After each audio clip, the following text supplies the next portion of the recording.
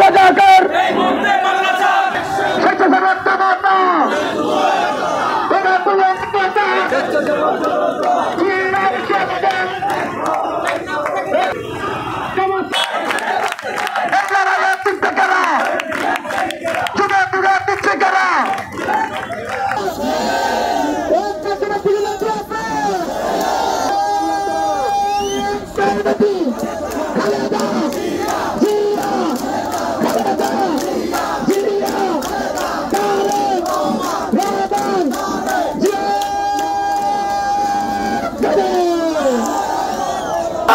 আমরা বরাবর একটা জিনিস চাই ভাই, আমাদের একটা কথা বলেছেন যে আমরা ভোটাধিকার চাই।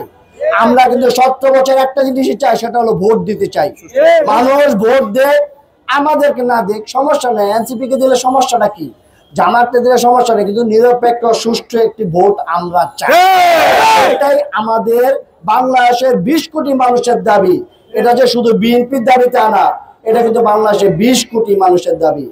আমরা সেই দাবির জন্য তারেক রহমান তিল করে লড়ছেন। আপনারা দেখেছেন আমাদের নেত্রী সাজা হয়ে গেছে, তারপর কিন্তু একটা জিনিস চাইছেন, ভোটের অধিকার। কিন্তু জামাত এখন আর নির্বাচন চায় না। দেশ নেত্রী খালেদা জিয়া তাকে সম্মানিত করার চেষ্টা করেছে, অথচ এই মুনাফিকের দল 47-এও এই দেশের সাথে যেমনি বেইমানি করে ইন্ডিয়ার সাথে হাত মিলিয়েছিল, 71-এ আবার পাকিস্তানের হাত মিলিয়ে বাংলাদেশের সাথে বেইমানি করেছিল। আজকের তরুণ সমাজকে আমরা জানিয়ে দিতে চাই, 71-এর এই পরাজিত শক্তি পরাজিত হয়েও ক্ষান্ত হয়নি ভাইরা।